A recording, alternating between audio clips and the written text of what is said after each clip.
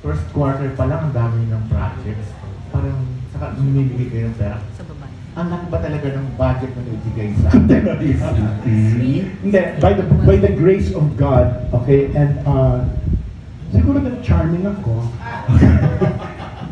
We got the biggest budget ever this year for FDCP. Ang daming insertions na ibinigay. Dahil kasi, ipinakita naman namin yung mga plano namin na mga projects which are based, wala kayo napansin, they're basically home-based.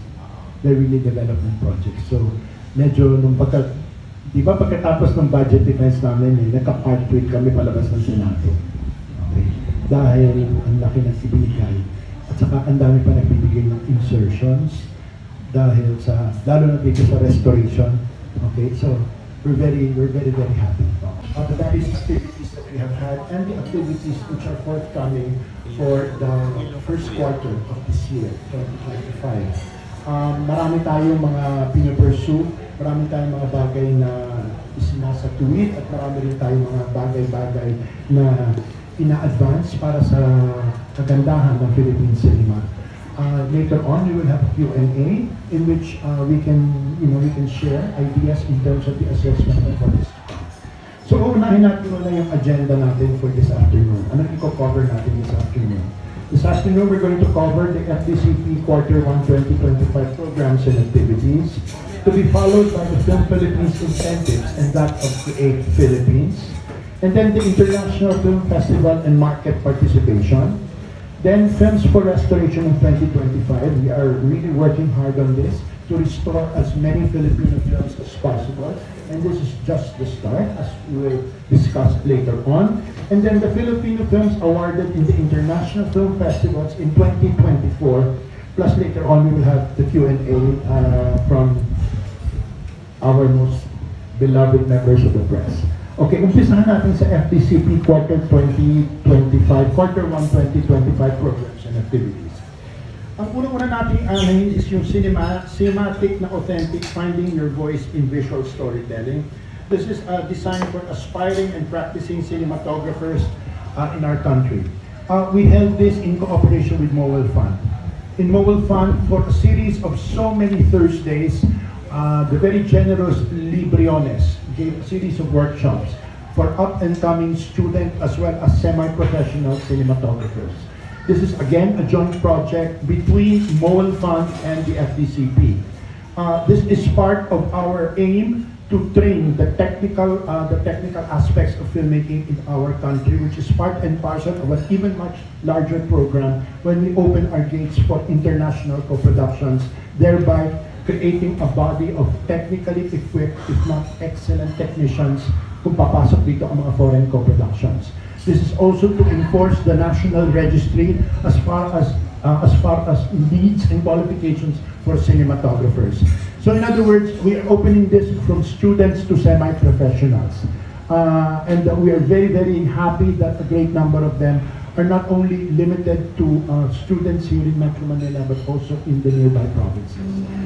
Another aspect that FDCP wants to emphasize is we are not training only people here in Manila, but we want to reach as far as all the islands that we can possibly accommodate. Second, and this is so important and this is most encouraging, is the FDCP just had the Docs Connect, the TASCOPSI training of documentary filmmaking module. We just had this last week. This is again the thrust of FDCP this year, to develop two specific genres. That is documentary filmmaking and the second is animation. Sa pagwawakas ng 2024, during the first half ng 2025, nakatutok kami sa documentary filmmaking. Why? Ito ay personal ko lang paniniwala ha. Alam mo Jerry, kung ever makakaroon tayo ng Oscar nomination, ang first Oscar nomination, feeling ko ito ay documentary. Feeling ko ito ay documentary because the Filipino documentary filmmaking is so skilled and the diversity of our culture added to the variety of possible topics to be covered in our country and accommodated by our culture is really rich for documentary filmmaking. The Taskovsky group that came over here, they're basically from Europe and they found with great delight both student documentary filmmakers and professional documentary filmmakers with a richness and wealth of subjects to deal with. This is not just a 5-day program, this is a year-long program of which susundan namin yung mga dinedevelop na documentaries na yan. And hopefully, by 2026, we will have a documentary film festival. Okay, developed from all these seed projects. Pero, hindi lang ito ang documentary na tinataguyod, okay, ng FDCP. Soon, it's already on the final phases, okay, FDCP commission or gave a grant to Baby Ruth Villarama, okay, to come up with a documentary on Eddie Romero. We may launch this sometime in September, a documentary of the 100 years of Eddie, 100 years birthday of Eddie Romero, celebrating him as a national artist. And if plans go right, we will do even more documentaries. We are hoping that eventually we can have a documentary for each and every national artist for film and broadcasting. Okay? Para merong recorded, proof ng importansya ng mga contribution nila. Last year we honored them, okay, during the Philippine Film Industry Month. Pero now we're going to hopefully support them with documentaries. Going hand in hand with this, we also launched the National Artist Grants. Okay, the National Artist Grants. Ano itong National Artist Grants na ito? You can be given as much as 2 million for any work, research, whether it is creative or research-oriented, focused on any of the national artists for film and broadcasting. Right now, I know that there is a proposal for a book on Gerardo de Leon, and there are even incoming proposals for a book on other national artists. Meron ng alam kong pine-prepare na mga books pa rin, okay? And then hopefully, if plans go right and negotiations are eventually settled and proposed, there'll be more books on national artists and documentaries on Philippine national artists. Going hand in hand with this later on is the restoration of their films. Okay, i-restore natin yung mga films ng mga Philippine national artists. Now, itong Tchaikovsky is just the first step.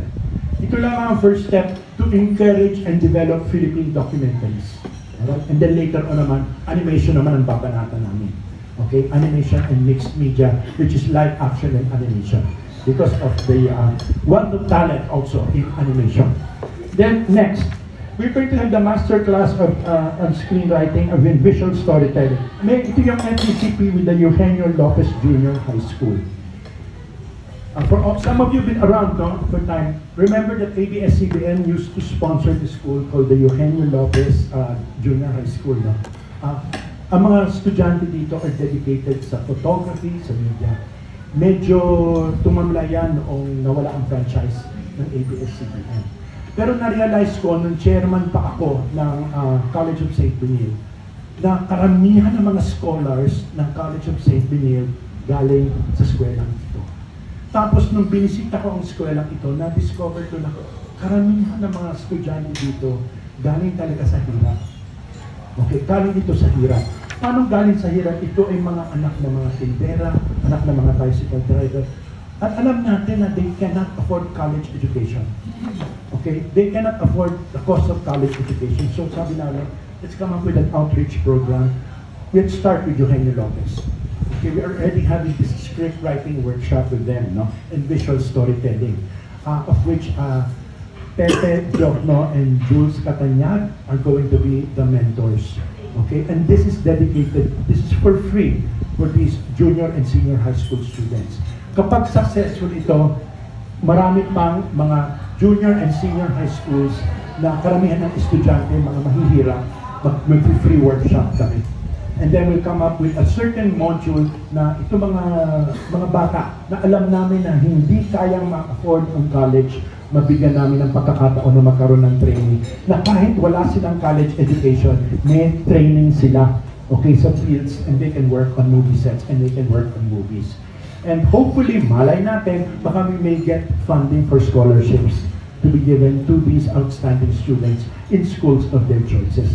Alam ko yan, for instance, kasi sa CSB, nakikita namin dagsa-dagsayan, pero since, lalo na after the pandemic, very limited na ang mga scholarship.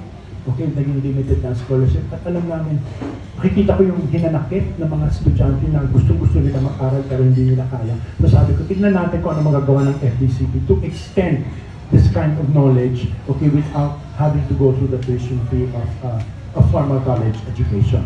So ito yung project namin, okay? Ito yung script to screen. Ito yung ni-request namin, kinausap namin ang mga officials ng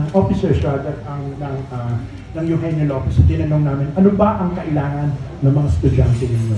At ito ang sinabi nila. So ito lang ang first step. Later on, naka-identify na si Seymour ng 2 pang eskwela na pwede namin bigyan ng ganitong uri ng serbisyo. And then next, eto na naman, darating na ang Pebrero, ito na naman ang Sine Sinita. Okay, ito yung Sine Pag-ibig. Sa pagkakataong ito, may 2 pelikula kami ipapalabas. By the way, correct me if I'm wrong, Homer and Jen, ha? Kasi wala kaming Cinematheque ngayon. Dahil alam nyo naman na ginagawa pa, hindi pa tapos yung building namin sa Intramuros. Okay? Hindi pa tapos yung building namin sa Intramuros kung saan gagawin ng Cinematheque. Nakipag-negotiate kami sa Ayala. Sa isang sinihan ng Ayala, hindi pa lang namin alam where specifically. It's either going to be in Greenbelt, no? Either Greenbelt. Okay, sa Trinoma, sa Circuit at sa Market. Yun ang magiging mga temporary Cinematheques namin. Okay? And hopefully kahit may Cinematheque na kami sa Intramuros, magpapatuloy pa rin itong partnership namin with Ayala. Mamaya may excite kayo, lalo na pag pinakita namin yung mga ipapalabas namin sa World Cinema. Okay? Na magiging available dito sa mga sinihan dito. Well, anyway, sa darating na Pebrero, may 2 pelikula na kinurate ang aming kagalang-galang na team, okay, ng exhibition, si Homer Refuerzo at si Jen Marcos. Okay, na itong 2 pelikulang ito ay ang Gitling from Cinemalaya and Past Lives.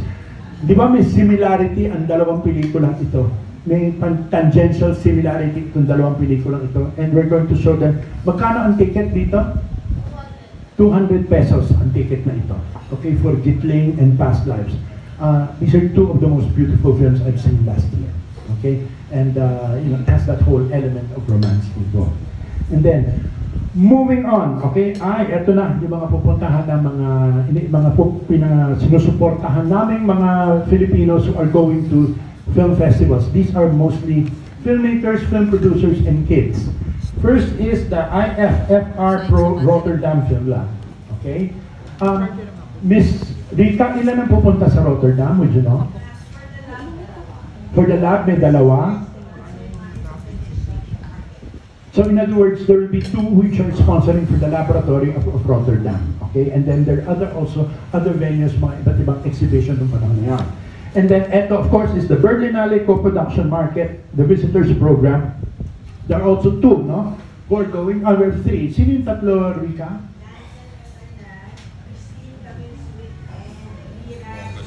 Okay, so there are 3 who are going, okay, which the FDCP is sponsoring.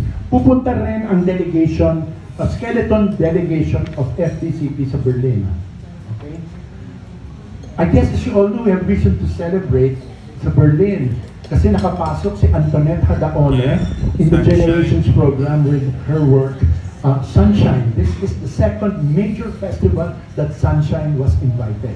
The first was TIFF, okay, the Toronto International Film Fest, and now nakapasok ang Sunshine sa Berlin. So it's very exciting because, as you know, if meron chance tayong mapansin ng Oscar, it has to pass through the 2, Class A, okay, film festivals. So far, Sunshine na nakapasok, and which is really an exciting success for Antoinette Hadaone and Marisa. Competition din. No, it's not in the competition. It's in the exhibition. It's Generation. Generation is the program which deals with stories about kids. Okay, stories about young people. Okay, it's not in competition. Okay, hindi natin alam kung may nakapasok pang iba kasi I heard may mga but I know, I'm sure of Sunshine na nakapasok. So, may pupunta kaming delegation sa Berlin, okay, so there's a skeleton delegation, and we're there also to acquire films from our World Cinema series. Alright, so how many are going to Berlin? Just 4 of us, and not even going to Berlin because I don't like the cold, okay? There's 4 people who are going to Berlin. But more important than that is we're going to present, okay, the curation of World Cinema. I'm super excited kami dito. Pag nakita niyo itong mga pelikulang ipapalabas namin from March 5 to 19, yung mga cinema enthusiasts matutuwa. Usually kasi, we try to acquire, okay, the franchise to show these films because we know walang mainstream distributor na kukuha na mga ito. Okay? And if you see these films, my goodness, they're the Oscar nominees. Okay? They're the Oscar nominees. Can we show them now? But it's March 5 to 19. We have The Seed of the Sacred Fig. I've seen that. Okay. The Seed of the Sacred Fig is showing. This is Germany for the Best Feature Film. Okay, Best International Feature Film. Another nominee for Best International Feature Film, which are showing this beautiful animation from Latvia, I love Flow. that. I love it. I love this film. Okay, this beautiful animated film from Latvia, Flow. Kaya nga iniisip ko, Alan Jones, can you imagine kung ang Latvia nakapasok sa Oscars? Kaya una, kailangan yata, hindi ba, tatagan natin ang medyo, hindi ba? And it's an animated Ang film. organ ng animation nila. Ang ganda ng animation nila, iba ang mata ng animation nila. And then there is The Homie, okay, which is also, this was with Berlinale, okay, which was taken from the Berlinale. And then from Cannes, we got a movie called Bird, okay, next slide, now Bird. Then Black Dog, okay, and A Traveler's Needs, and Young Hearts. Young Hearts. Okay, all these all these films gained recognition and created noise in the various film festivals, whether in Berlin and in Cannes. And FDCP got them so that you can get to watch them. Okay, I mean, cinema enthusiasts can get to watch them. Homer, magkano ang tickets sa World Cinema? 150 po in Manila and 200 pesos in the regions. Okay, 250 pesos ang ticket here in Manila and then 200 pesos sa regions to be shown in, this is all over SEAP, hindi lamang sa Ayala, in various cinemas all over Metro Manila. So, we have this beautiful festival. Kung taga-mahilig kayo sa pelikula at diehard kayo, ito yung pagkakataon niyo to see these internationally recognized films. Okay? Then, next slide. From March 28 to March 29, we're going to again revive Sine Kabataan. Enjoy kami dito. Super enjoy kami dito. Ito ay mga short films which are made, okay, by kids all over the country. Dati kasi hanggang 30 years old ang cut-off. Binaba ko ng 23. Kasi 30 years old, may apo na yun, ano? Hindi ba? Sabi namin.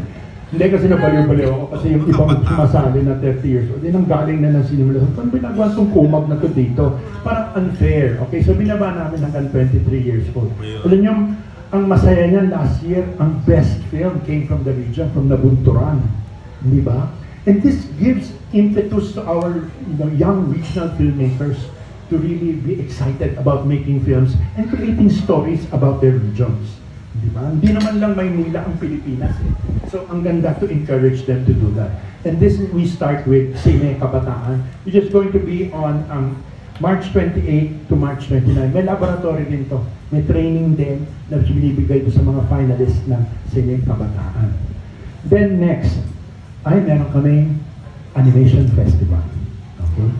Ito ay ang Inanimate the Animation Festival, of which ang aming papalabas is yung Oscar entry natin 2 years ago, ito yung Mapupukaw. Okay?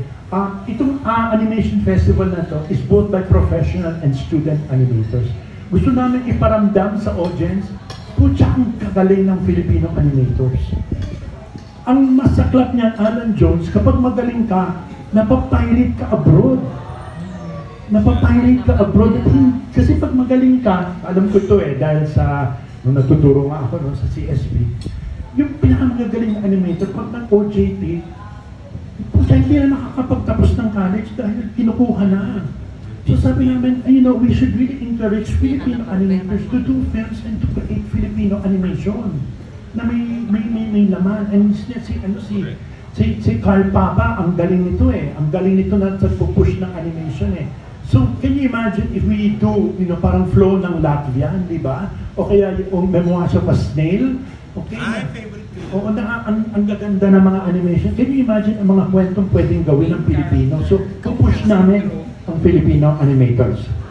And then, March 2025. Ito masaklap. Ipapublish na namin yung results ng research na ginawa ng Lasal. Ba't ang tagal din No, kumuha pa sila ng data.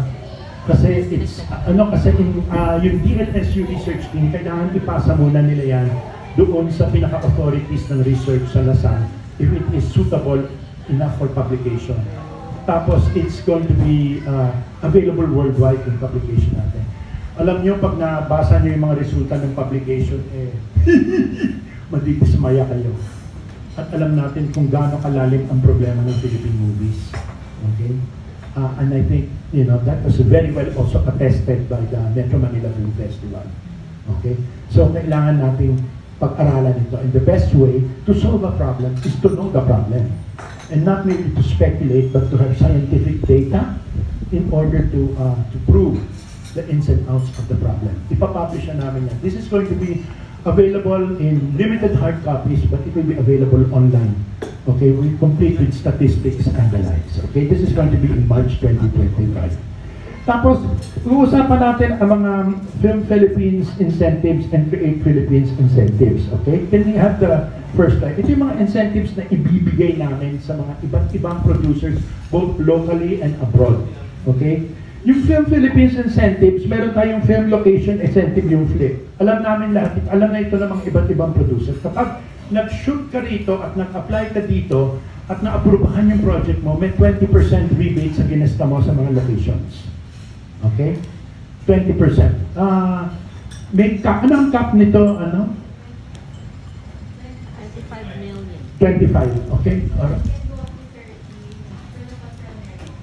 Depende sa curtain. 25 up to actually 25% cash rebate. 25 million per project. Okay? It can go up to 30 kung yung pelikula mo nagpapakita ng kultura ng Pilipino. Okay? And then the International Co-Production Fund, the incentives up to 10 million per project. Okay? Medyo kang bigyan ng up to 10 million per project. Ito yung co-production between the Philippines and another country. Marami nang gumagamit nito. Pero siguro ang isang addition natin dito na idinagdag, yung grant kailangan palabas mo sa Pilipinas. Okay? Kasi na-realize namin na may mga binibigyan ng co-production na hindi na ipapalabas dito. Pero idinagdag namin yung requirement that you have to, not a regular exhibition, but you have to show it. Filipinos have got to see it. Okay? And then, ito na rin, yung mga application, baka this is important for us to disseminate, okay? The Film Philippines Incentive Program should have 2 cycles and dito yung mga dates na pinrovide, okay? Yung cycle 1 is from January 27 to February 21, and we will announce it on March 2025. And then the cycle 2 is from July 7 to July 7 to 25, okay? And it will be announced in August 2025. Ito yung mga cycle kung kailan pwede mag-apply ang mga producers. And then, we have the Create Philippines film program. It is, may 5 funding kami dito. These are for local films. Okay? Meron kaming funding for project development, kung may script ka na gusto mong i-develop. Meron kaming small budget. Meron kaming large budget. Meron post-production at short film funding. This is over and above, okay? Which is over and above the grants that we give to Cinemalaya. Okay? Cinemalaya kasi, we gave 1 million to each of the finalists. Okay? This is separate from that. These are other forms of funding. Mamaya may di-discuss ako yung pinapakulo namin na isa pang programa, okay? Which is the incubation program.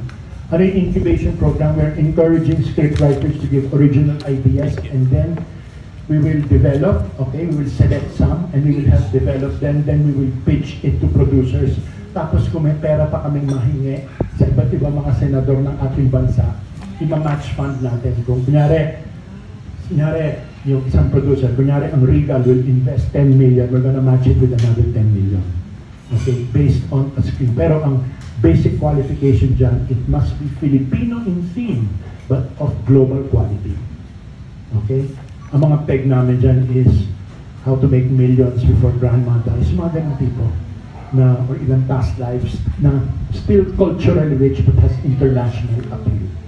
Okay? We're working on that. That's why we're meeting the stakeholders tomorrow to discuss the possibility of the incubation programs.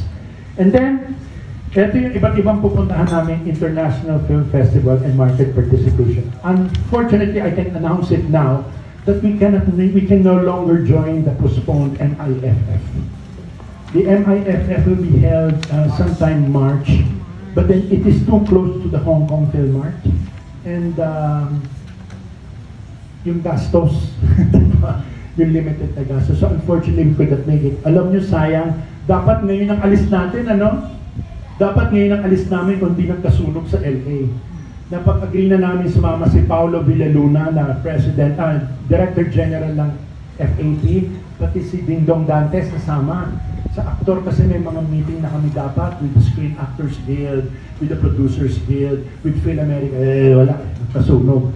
Nung ginawang March, medyo kahul na sa oras dahil sa nakatikit na sa iba't ibang mga pupuntahan namin festivals.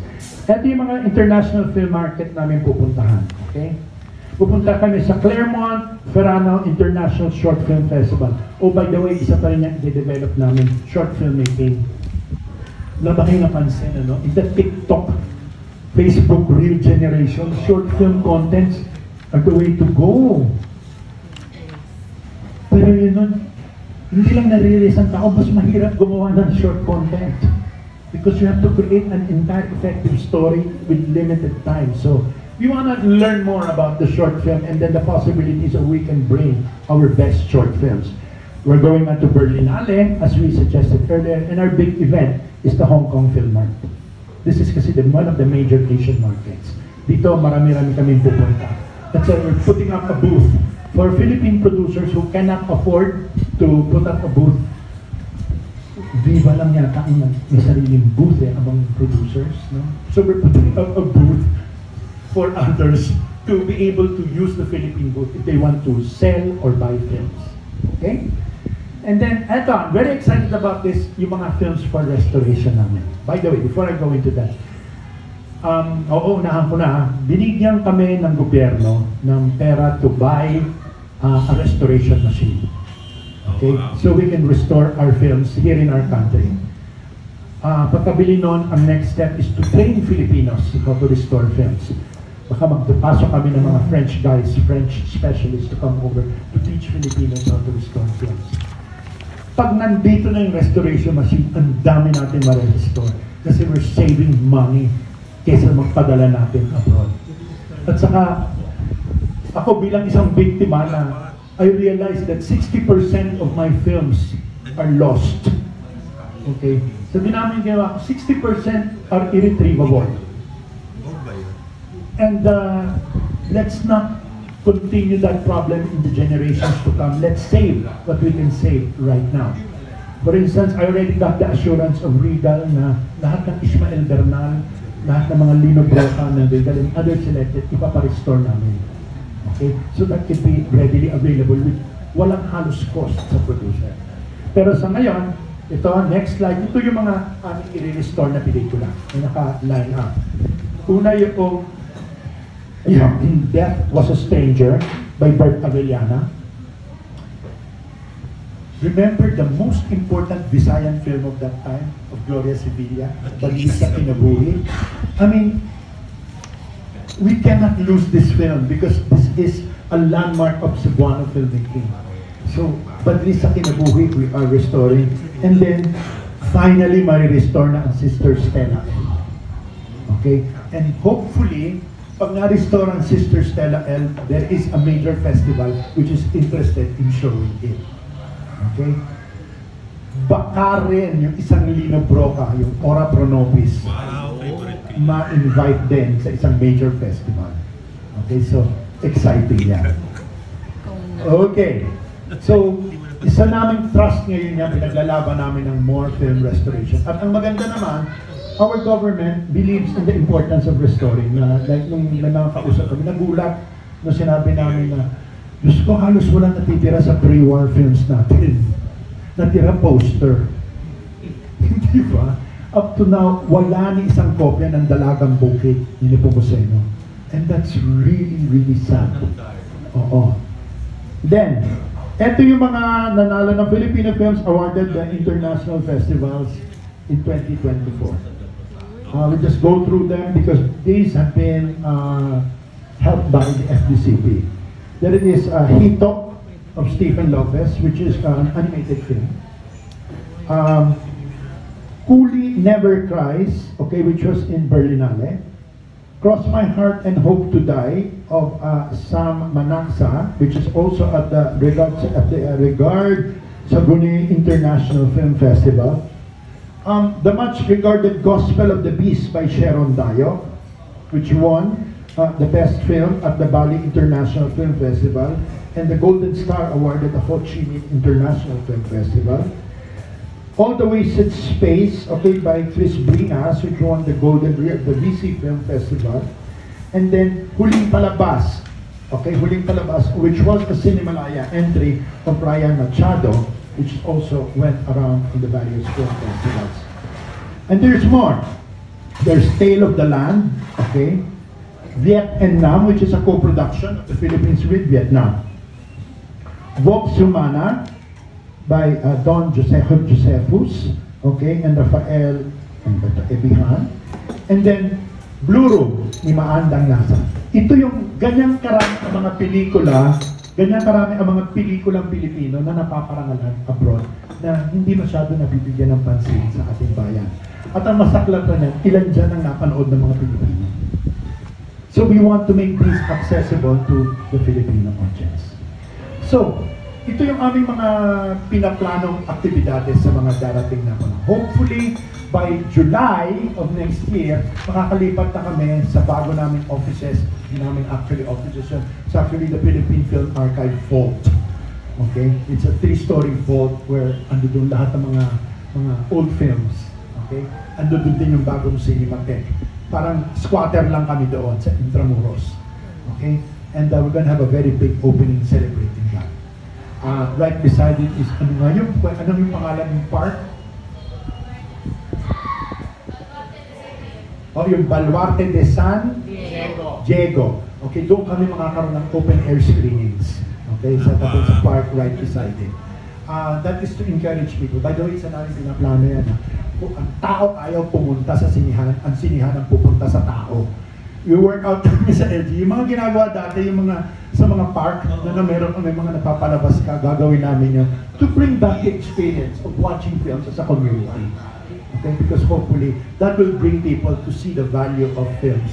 Okay, in terms of whatever. Okay, we still supported the Metro Manila Film Festival. Okay, sinuportahan namin by giving $500,000 to each of the 10 finalists for their promotions. And we will continue to support the Metro Manila Film Festival. I'm not sure kung itutuloy ang Summer Metro Manila Film Festival. Itanong natin kay Noel Ferrer. Okay. But, you know, we will still be partners with the NMDA in their various pursuits of the various Metro Manila Film Festivals and the likes. Okay. And with that, ano pa ba? May nakalimutan na ba ako? I think that more or less covers everything. We are pushing training, education, and more so the promotion of the globalization of Filipino films. Pero na-realize namin, Mel, ang challenge is for producers to come up with films which are world-worthy. We're all dying to be Oscar nominees. But the first step is we must make films which are Oscar-worthy. No amount of promotion can sell a film which the world does not interested in. You have to make good films, and that's our challenge to producers. All right, the floor is open for the massacre. Let's have our questions. Mga July, hopefully July or August makakalipat na kami. Ngayon, squatter lang muna kami. Pinahiram lang kami ng building sa Makati, sa Mirax. Okay? Minsan, meron doon din yung office ng Sinigang. I guess you've heard of Sinigang. Minsan, pag meron tayong pocket press conferences, doon natin gawin para makita nyo ang ganda-ganda na. And then, yung machine, yung restoration machine, dumating na ba yun? Ay, hindi. Kailangan tapos na muna yung vault. Okay. Oo, kasi hindi pwedeng dalhin mo yan dito na hindi pa nakahanda yung opisina ng... Doon sa building mismo? Doon sa building mismo. Oo. So, kasama ba sa i-restore yung mga bomba films nung araw? Yan yung mga saging ni Pasing, Batuta ni Dracula. Ano? Alam na alam. Roborats. Ganon. No, alam mo, ang isang Pati gusto... ng ng ano, di No, ba? no, no, I mean, may value yan eh. Kahit sabihin mo na yung kabalahuraan yan sa mata ng mga tao, depende sa nanonood. May value yan kasi nung ipinalabas yan, nagre-reflect yan ng point ng history ng ating ng country. It reflects, di po, ang gusto ko talaga ma-restore, kaya lang hindi na ma-restore ang Temptation Island. Yung original, wala na yung damage na, damage. Betamax copy na lang naiiwan. So, kasi kahit anong isipin mo yung that represents a certain age, hindi ba? So, I would agree, oo. Oh, direct kasi diba, yung pelikulang Uhaw, Ruben Avalos. Yung nagsimula diba, Oo. nung bombing Merly Fernandez, Oo. nandyan pa ba yung copy? May nasa archive ba Uhaw? Would you know? Wala. Baka dead film na rin, baka sa dead film. Baka ginawang tarotot na yung mga It all nagkasira. started with Uhaw eh. Oo, Ruben Avalos, Tito Gala. Dito ka. Ako talaga naalala ko pa. Sige. Anyway, any more questions? Any questions? Yes, Maria. Sige, si Marie, ako muna. Oh, ikaw muna. Sige. Sige, suntukan muna. Sige, go ahead. Direk, how many films ba are you targeting na i-restore? As many as we can. As many as we can. As long as I'm seated there, ang directive namin sa PFA, sa Philippine Film Archives, restore as many as you can. Kasi we cannot predict how long it will take to restore it. Depende sa damage ng film. Okay? I'll give an example. Yung ni-restore ang May Minamahal, it took 2 years. Kasi yung one part ng May Minamahal was so damaged na they only found that part in Fukuoka. So it all depends on how damaged it is. It can be done as quickly as 2 months, but it can take years if it's very, very badly damaged. Yung Sister Stella Elvire. May isang part kasi na damage, kaya dapat yan last year eh. May na-damage pa. Kasi, wala naman tayong paraan na talagang pangalagaan ng mga negatibo eh. Wala naman eh. Ngayon lang na nakikita natin ang kahalagahan yan. How much yung cost, Direk, per Usually, alam ko yung May Minamahal cost almost 4 million per film? to restore. Yeah. Then yung equipment na dadalhin dito? Hindi naman ganun kamahal. Mahal lang talaga kasi pinapadala mo abroad dahil mahal ang bayad mo euro. Eh dito kung Philippine peso, hindi na ganun kamahal. At kaya nang i-absorb ng FDC. So direct, pag halimbawa mag-restore, halimbawa ako yung producer, may mga pelikula ako na-produce noon, pero gusto kong ipa-restore, do I have to spend for the restoration o pwede akong makiusap sa FDCP na tulungan ako? Pwede kang makiusap sa FDCP. Wala ka nang gagastahin. Okay. Direk ako naman po. Tanong ko lang po yung National Artist Grant. So, bago po yun sa amin, pakwento naman po ng details. Paano po makakakuha ng grant? Okay, ganito yun. Ni-launch namin yan. Actually, may isa pa ako nakalimutan, yung Films for Peace. Ano yung National Artist Grant? Okay? We decided that kulang na kulang ang impormasyon ng publiko, lalo-lalo na ng mga estudyante at pati ng mga filmmakers tungkol sa ating mga national artists. We said na, wow, we only have Kidlat Tahimik and Ricky Lee and the honor to be around, to be able to interact with people and get to know what they have done. So sabi namin, sige, any research work, any book, any publication, any documentary, anything got to do with the Philippine national artists for film and broadcasting, we're gonna fund. We are going to fund. Alam ko na, it started with the Eddie Romero project. Okay? Patapos na, I saw the final, the interlock of the Eddie Romero project. And sabi ko, maganda ito, so why can't we do this? Meron ng libro si Nick Johnson on Manuel Conde. Alam ko may ginagawa siya on Jerry De Leon. So, ang dami naman, tapos si Nick De Ocampo sabi, gagawa ako ng mga pamphlet for each and every national art. Ano naman si Nick De Ocampo, makalabit mo lang yan, may libro na. Hindi ba? So, sabi gagawa ako ng pamphlet ko, good! You can have this available to students and, you know, and you have this even online. Hindi ba na makikita mo? Good! So, we're giving this grant, okay? It can be a documentary, it can be May isa pa na lumapit sa amin, grupo. What if it is a film na nobela ni Ricky Lee? Pwede. Oh, pwede. Because it deals with, one of the novels of Ricky Lee na isasabi. Oo, parang maraming novels. So, direct i-pitch lang po sa SDCP. Paano po? Yeah, maka-apply ka lang. Apply ka lang. Tapos meron mag-i-screen yan kung viable, titignan ng budget. Okay? Wow. Oo, yun. So, Thank you. Yeah.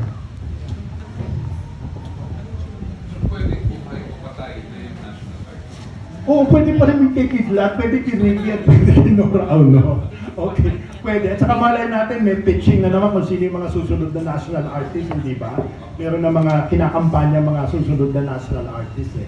But as long as it involves, may nagtanong, pwede kay Ryan Cabrera ng music yan eh.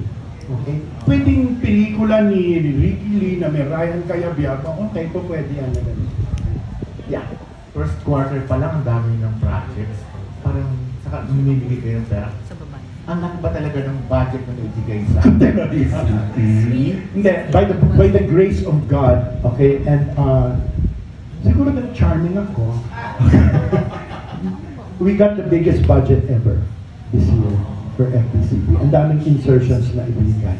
Dahil kasi, ipinakita naman namin yung mga plano namin na mga projects which are based, wala kayo napansin, they're basically home-based. They're really development projects. So, medyo nung di ba pagkatapos ng budget defense namin, nagka-part tweet kami palabas ng Senado. Okay. Dahil ang laki ng ibinigay. At saka ang dami pa nagbibigay ng insertions dahil sa, lalo na dito sa restoration. Okay, so we're very happy. Eventually kaya, madadagdagan pang responsibilidad ng FDCP. Like, nabalitaan namin na parang sa FDCP na gusto ipamahala kung magiging nationwide yung Metro Manila Film Festival. Naku, eto na no. I mean, you trust Jerry Olea to ask that question. Ano? Once and for all, hindi kaya ng FDCP mamahala ng Metro Manila Film Festival. It's such a complicated adventure that occupies the whole year. I've seen it because we have the MMDA, okay? I know where Chairman Artes is coming from because he wants to make it nationwide. At ang teritoryo niya ay Metro Manila lamang. I know ang problema na kasi paglabas ng Metro Manila, hindi mo na madidiktahan yung mga sinihan na ipalabas ang anumang sine. At makikita mo naman yung business aspect ng mga sinihan outside Metro Manila na kung kunyari 4 lang yung butas nila sa mall o 2 lang, pipiliin yan yung mga alam nilang malakas ang casting, hindi ba? Hindi ba? Hindi nangangahulugan na maganda yung pelikula mo pag ang casting mo hindi mabenta, hindi ka kukunin ng probinsya, hindi ba? So sabi ni Artes, ano naman si Don Artes, kailangan nationwide. Kayo naman, nag 2+2, ibig sabihin FDCP na ang ikaw talaga. Pero open. Hindi namin kaya. We don't have the manpower. The past chairman, Lisa Nino, wanted to do this, okay, and it was not allowed at that time. Now, if it were offered to us, we cannot kasi that A, we need extra manpower. Okay. B, Diyos ko doy, makikipag-chika-chika ka sa lahat ng mayor, hindi ba? Di ba? C, ang hirap yata magparada, di ba? Wala sa... May mandate kami na pwede kami mag-film festival. Pero if you notice, Mel, no? Hindi na namin ginawa ang PPP. Dahil sabi namin, instead of creating our own film festival, supportahan na lang natin yung existing film festivals. Okay? Kasi, mas makakatulong ka pa kaysa, Mel, ang hirap-hirap na mag-to-mount a film festival. Did they tie up with other agencies? Easier said than done. Parang lead kayo. Alam mo, okay. Alam nyo na simpleng bagay lamang to simplify shooting, yung Film Philippines, lahat ng ayon sa customs, foreign affairs, DILG, lahat yung kasama. Just to find a common consensus na isang sistema lamang na mag-shooting ka, isang permit lang, hindi yung bawat barangay, hindi ba, kakausapin pa mga tanod, hindi ba? Ang hirap. Ito pong Pilipinas, Diyos ko dahil. Mahirap, Hindi, mahirap. with DILG. Ano yun? With DILG. Lahat ang dami ng problema ng DILG para bigyan tuon ang pelikula. I appreciate the desire to make it nationwide, and I think it should. And it should be, it should be fair to all producers. That, their films get to be shown outside. I'll give an example. Ang ganda ng My Future You. But because the stars do not match the caliber of Uninvited, of Green Bones, hindi ka talaga kukunin. Even nga Green Bones had a problem eh. Okay? But it's unfair. Kailangan bigyan mo siya ng chance na mapanood. Another example, Himala. Di ba? It was an uphill battle from the start. Maganda kung nationwide. But you know what can change that? Halika, samahan kita. Tatay sa Malacanang executive order. Okay, pag naging executive order yan, tapos ang labanan. So bilang naging co-share ka ng nakarang MMMF, sa tingin mo ba kailangan bawasan ng entries? Sana. Ito akin lang ha. Medyo napakarami ng 10. Okay, ano ang dahilan ko dyan, Jerry? Ano ba ang purchasing power ngayon ng Pilipino na manood ng sine? Ina-analyze namin, ano mo nangyari? Bakit hindi ganun karami? Inuubos ng Hello Love again.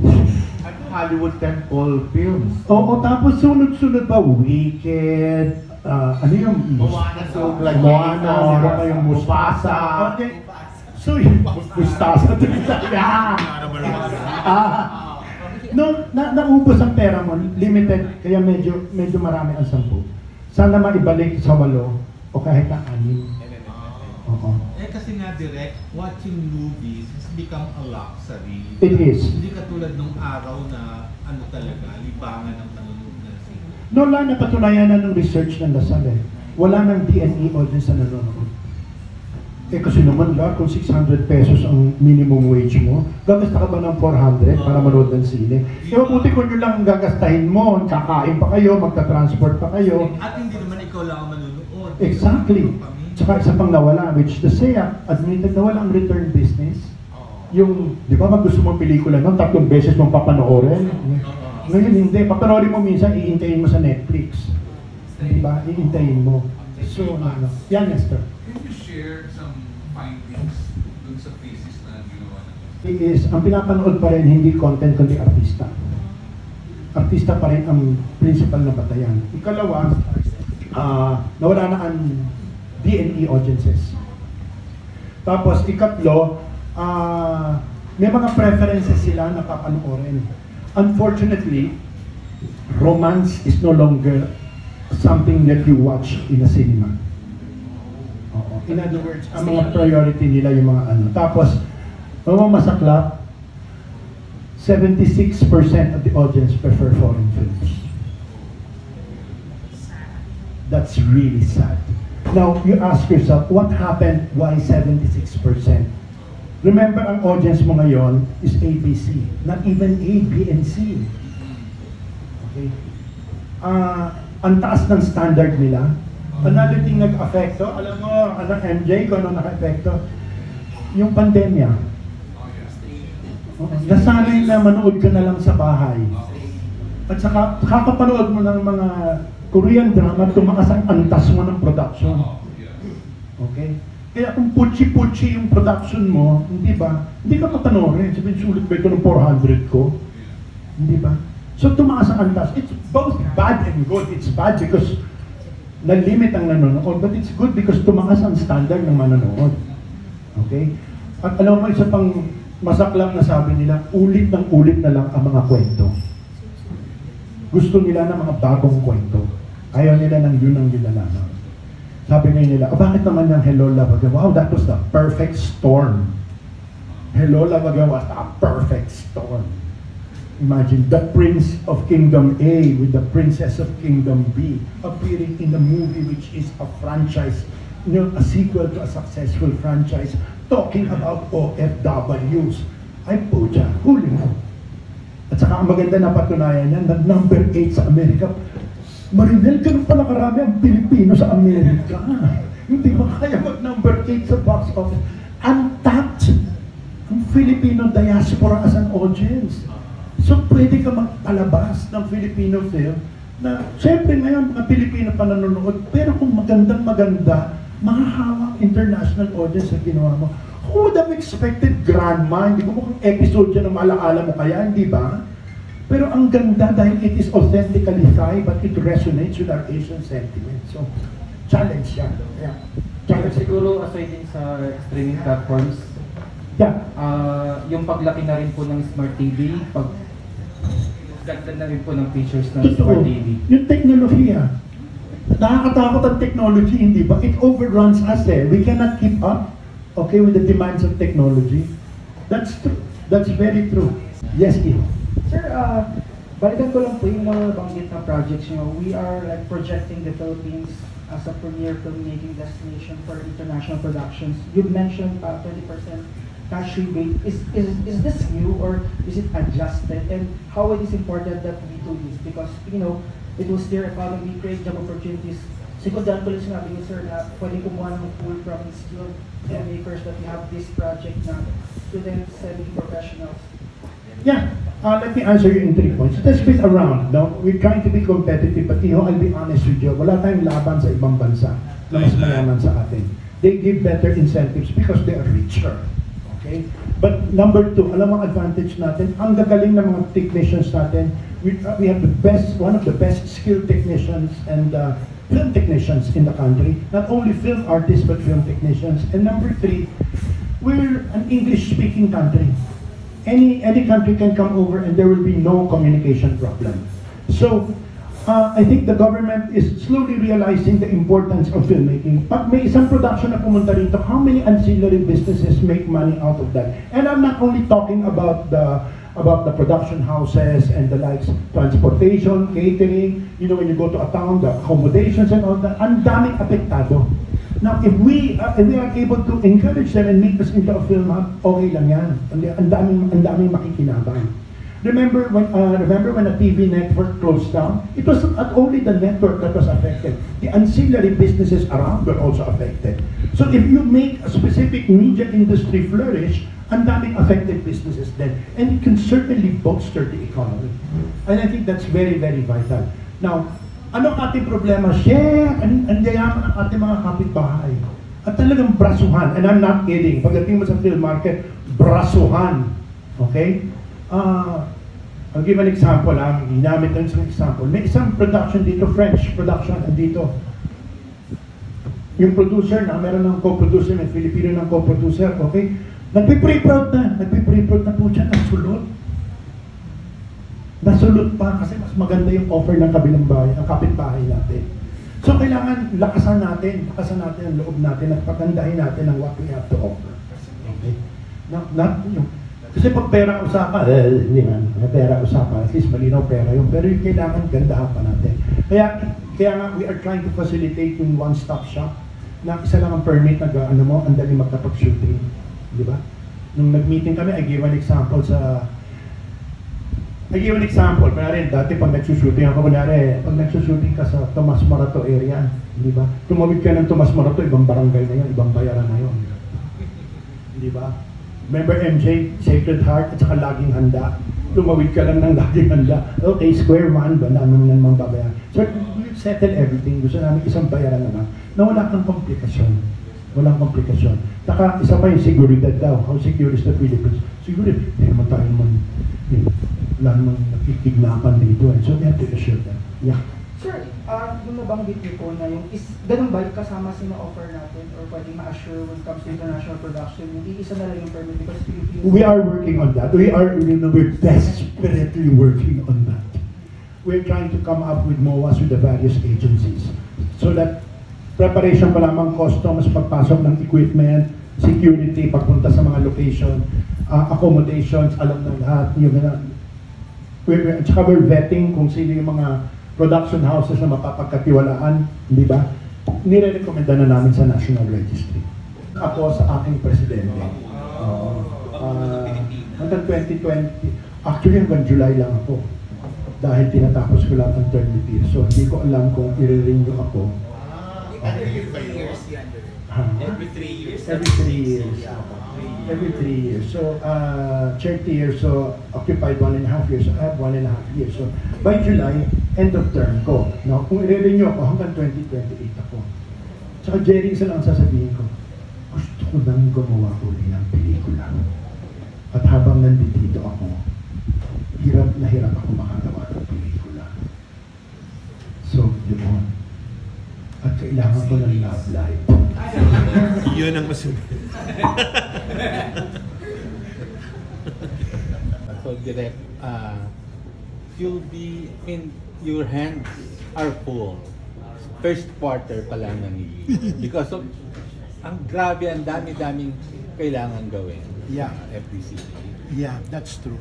Kasi, Lar, pag nakikita mo ang sitwasyon ngayon ng Philippine movies, ang dami talagang dapat gawin.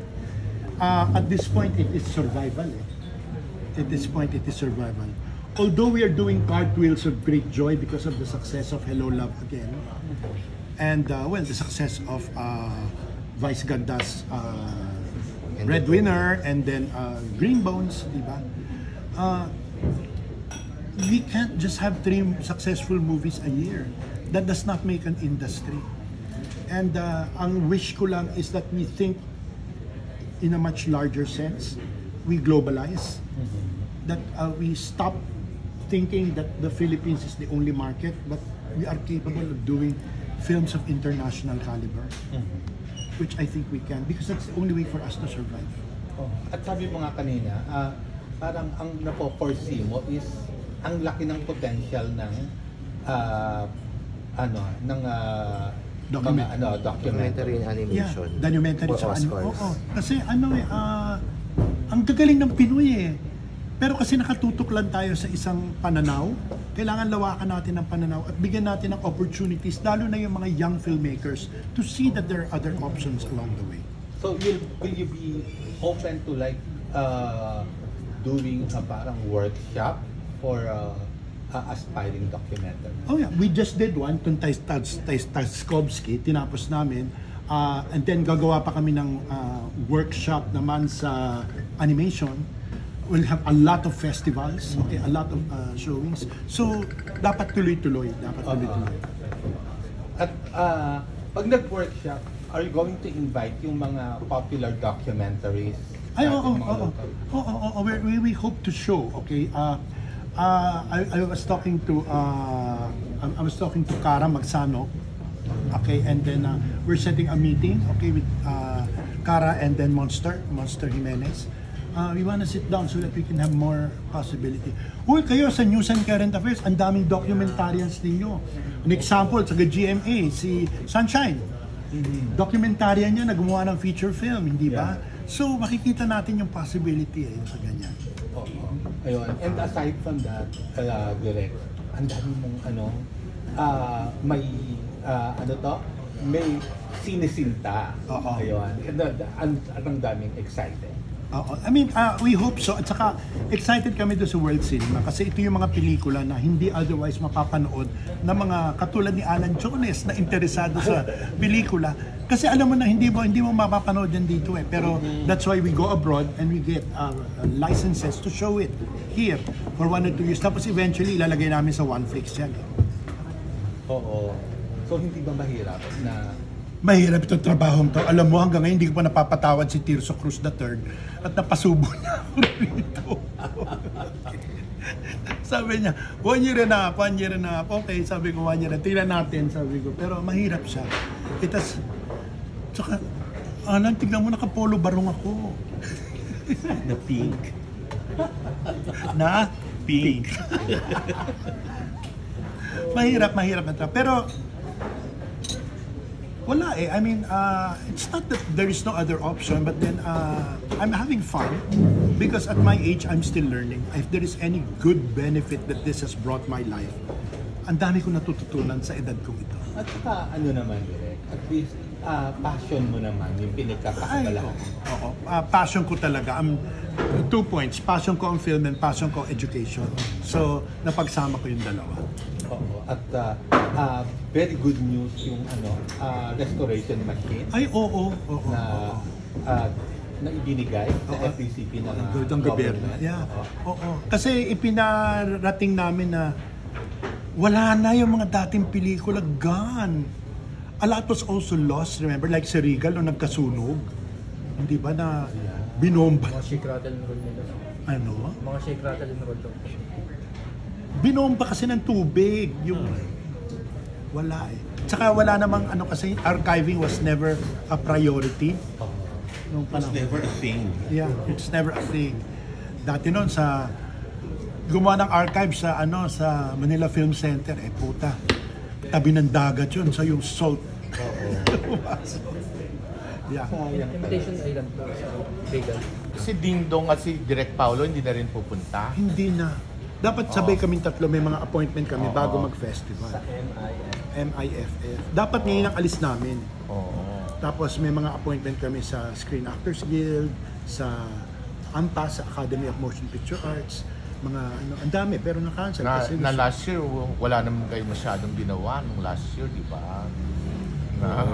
Parang hindi naman talaga kailangan na. Ano panlaban natin sa pipili kayo, di ba? Si Paolo yan, Paolo Villaluna. May budget ba yung Film Academy of the Philippines? Ngayon lang sila magkaka-budget kasi dati, ang Film Academy parang Mowel Fund na, andyan floating yan na dumidepende sila sa kung magkano ibibigay ng MMDA from MM. Ngayon, dinikit sila sa DTI katulad namin. Department, may sarili na silang budget. So yun ang pagmimitingan din namin bukas kung paano namin ma-augment yung budget ng isa't isa with joint projects. So sabi mo kanina, isa ito sa pinakamataas na budget na nakuha niya for the government. Anong feeling mo doon na under your care? Ay, natuwa ako sobra. Sabi sa'yo ko, nagka-cartwheel ako palabas ng Senado eh. Sila ang galing mo, Na-convince mo sila. Convincing power mo talaga. Oo, tama pala yung power na nagsuto ko ng patadyong eh. Convincing power mo? Hindi, kasi inilatag naman yung mga programa na gusto namin gawin. At saka dahil nga merong restoration, tapos yung mga training, okay? At saka tinignan yung budget namin kung paano namin ginagasta, masinop pa ako sa Ilocano eh. Hindi ba? Pagdating sa kasi worried ka dahil hindi mo naman pera yung ginagasta mo, Mel, no? Pero, na-justify direct yung mga expenses and everything. Ay, Diyos ko. Iba ang gobyerno kasi. Ang gobyerno, pag hindi mo naubos yung budget mo, masama sa'yo.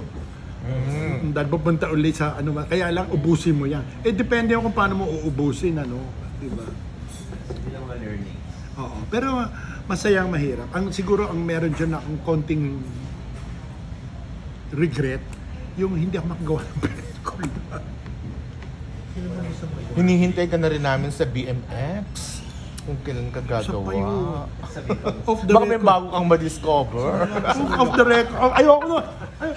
Alam mo, Jerry, iinis ako sa mga tanong mo. Hindi ko nga tinatanong. Pero sasabihin, kung ano naman isasagot ko sa'yo, nalalabas na naman.